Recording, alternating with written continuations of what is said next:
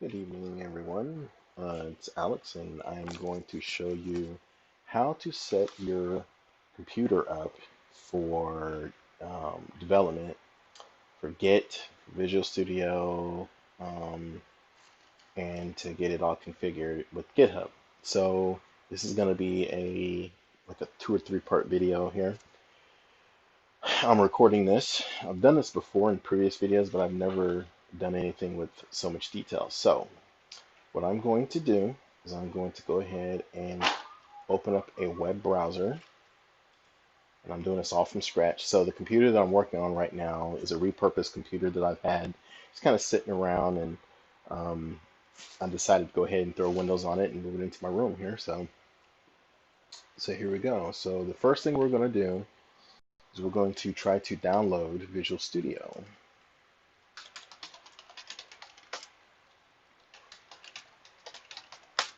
Now, not Visual Studio Code, but I'm going to go to Visual Studio. So I'll click the IDE one here, and you'll see you'll have Visual Studio, Visual Studio Code, Visual Studio for Mac. I'm going to use the Visual Studio Code Community 2019 version.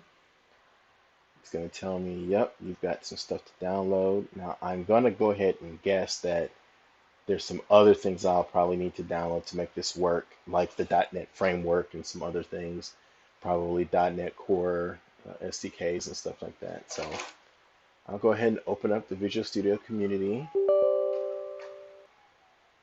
and we'll get it started. And so my guess is that this install is going to take a while. So it says you have to get a few things set up. So you want to click continue. So this is just the installer for Visual Studio. This isn't the Visual Studio. And let me rephrase that. This is the installer that installs for Visual Studio. It's a separate program that you have to keep updated. Otherwise, you won't be able to install anything Visual Studio related. So that's going to update and install. And in the meantime, so you see the little green arrow there, check mark I mean. In the meantime, while that's installing, I'm going to go over here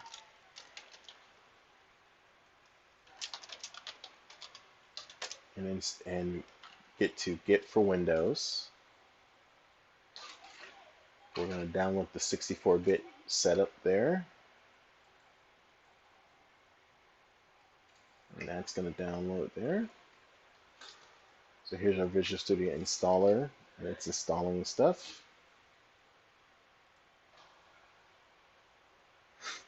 And so since I am a C# developer, I'm going to install stuff for C#, and I might do some Python stuff here. So here's Python, here's .NET Core, let's see, 462, we'll do the WCF for all of these here, the dev tools for those.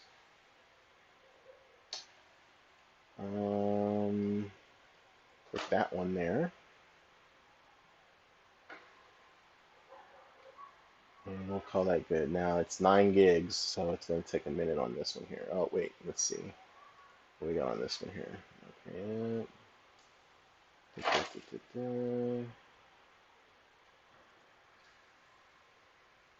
Okay. Right click there. What's the end one here? Yeah, we'll leave that one there.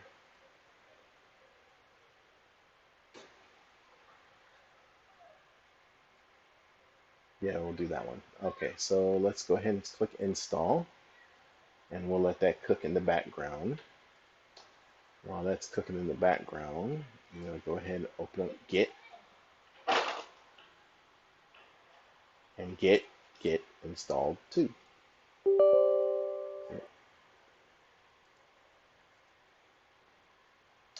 Click next, click next. We'll throw an icon on the desktop. We'll use our Git bash and Git GUI there. Next. Next. We're not going to use Vim. We're going to use Notepad++ as the editor. And so that means we'll have to now download Notepad++. So let's go to Notepad++. It's a handy little editor. I use it every day at my job. So stand with Hong Kong. What's all that there? I'll do that one because I'm not sure what that one was. So we'll go ahead and download this one. Save file.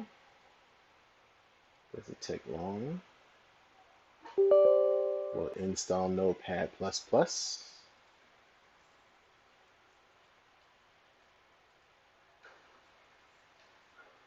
Install that. Say finish. So let's go back and forward and next. And then we can do Git from the command line and also from third-party software. Yep. We're going to leave that alone. We're going to check out as is, commit as is. We're going to use the default console window or command line. Choose the behavior of git pull. What should it do? We'll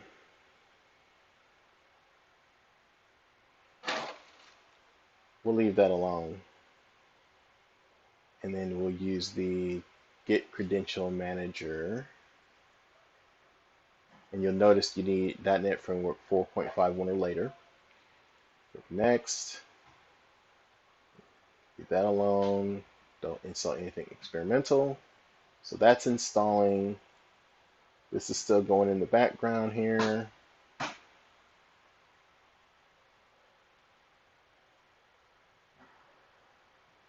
said 2 megs a second. That's not right. Maybe it is right. It's going pretty fast. It's going faster than what it was earlier. Okay, so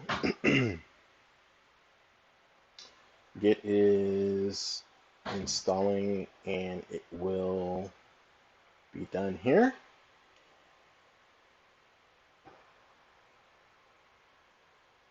And I'm going to go ahead and launch the bash. And that pops up my Git bash there. And there is a, on your PC, under your directory, or your users directory,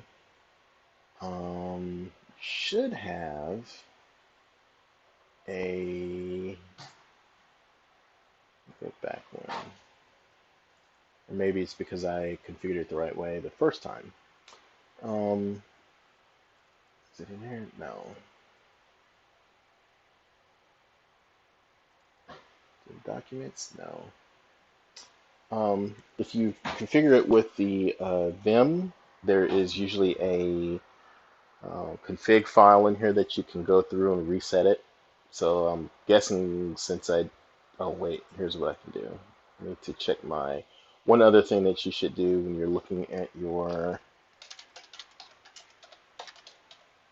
when you're doing development work is you want to do not hide your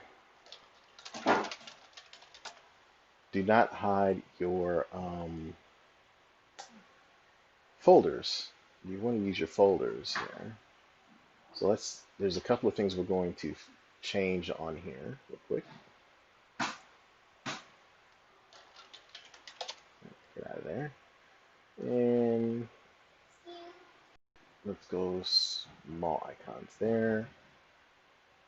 We're going to go to folder options. Where you at?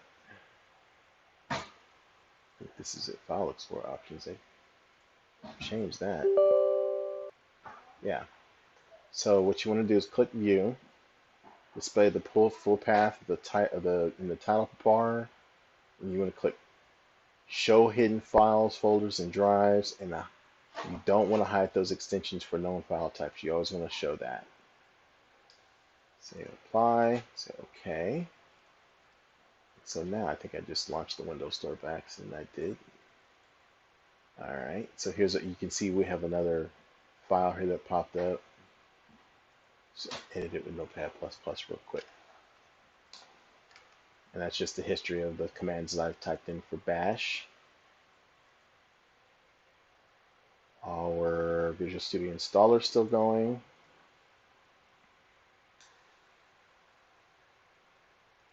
I'm going to close that real quick. Just minimize that.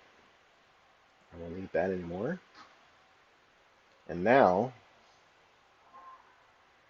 let's just double check and open up I'm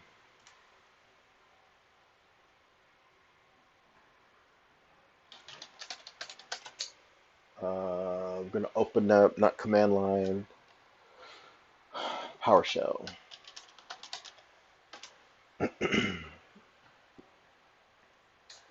And what PowerShell is basically just another terminal interface that you can use. We'll make it a little bit bigger so you can see. And it'll pop up here in a minute. It's the first time I've ever run it on this computer. Bam. We'll say git. Come on. Oh, yeah, we know we've got git, that's for sure. Git version. And that's our version of git right there. So we're good. So we've got our git installed. It's going to take a minute for that to get done installing. So we can close this. We can go over to GitHub.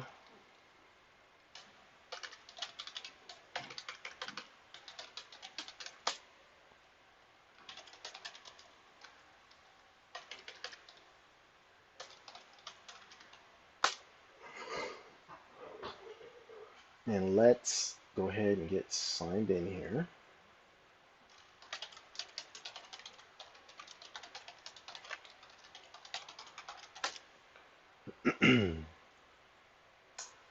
And let's just do a real quick test git pull.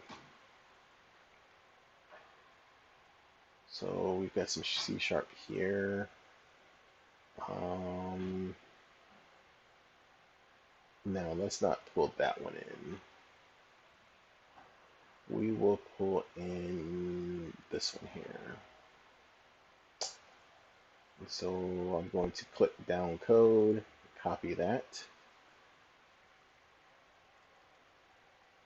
And then I will reopen my Windows PowerShell. And then say git pull space, right click, and hit, oh wait, you know what? Let's make sure we're in the right place. Let's go into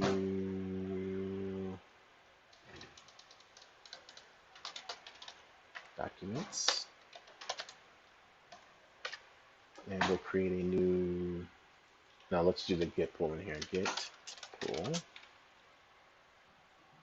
right click and say enter. Uh-oh. Well, looks like we need to create a new directory, so make directory. And what do we want to call it? C# fundamentals. And then what we want to do is go in here and say git init. Now we'll do a git pull. Actually, let's go back up a level. Git. Just up arrow a couple times. Ah.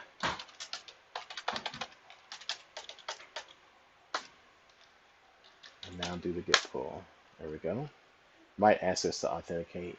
Nope, we're good. There we go. Now, if I look in here,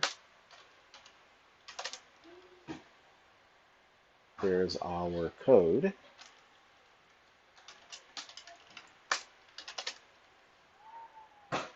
And I can say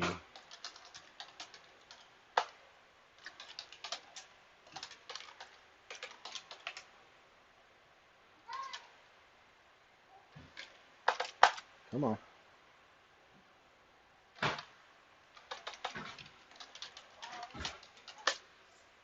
don't think it's edit. Type. There we go. So we can see these are the contents of our C# namespace and class in there, our project. That's what's in there. And that's what we're going to work on first. Now we're halfway through getting this set up. So you can see we're using the .NET 4.8 SDK, so downloading that. And we can also click in here in the release notes and see what else we got going on here. This tells you what you're downloading. Yeah. So what I'm going to do is I'm going to pause this and wait for that to get a little closer to installing.